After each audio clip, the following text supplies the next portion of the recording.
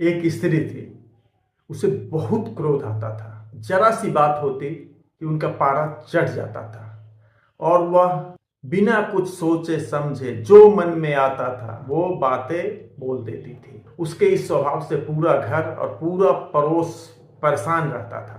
लोग उससे बातें करने से भी घबराते थे। वह स्त्री भी अपनी इस आदत से बहुत परेशान रहती थी और जब उसका क्रोध शांत होता था तो उसे भी बहुत पछतावा होता था, लेकिन फिर भी वह अपनी आदत से लाचार थी। संयोग से एक दिन महात्मा बुद्ध उस स्त्री के घर आए। स्त्री ने बुद्ध से कहा, भगवान, मैं बहुत ही दुखी हूँ, मुझे बहुत क्रोध आता है, मैं उस पर काबू नहीं कर पाती। बुद्ध ने कहा, मेरे पास गुस्सा दूर करने की बहुत अच्छी दवा है। कल जब मैं आऊंगा तो साथ उस दवा को लेते आऊंगा। जब कल भगवान बुद्ध आए तो एक शीशी में दवा लेते हुए आए और दवा देते हुए उसी स्त्री से भगवान बुद्ध ने कहा, इस दवा को शीशी से ही पिया जाता है। जब तुम्हें क्रोध आए तो इस शीशी से ही उस दवा को तब तक पीते रहना जब तक तुम्हारा क्रोध शांत ना हो जाए। मैं 7 दिन बाद फिर वापस तुम्हारे पास आऊंगा और फिर मुझे तुम बताना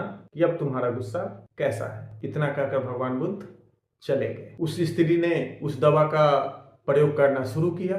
उसे जैसे ही गुस्सा आता उस शीशी को झट से मुंह में लगा लेती। 7 दिन बाद जब भगवान बुद्ध उस स्त्री के घर पे वापस लौटे तो उस स्त्री ने उनका पैर पकड़ लिया और बोली, भगवान, आपने मुझे ऐसी दवा दी कि न जाने मेरा क्रोध कहाँ चला गया। अब कृपया करके मुझे ये बता दीजिए कि ये दवा कौन सी थी।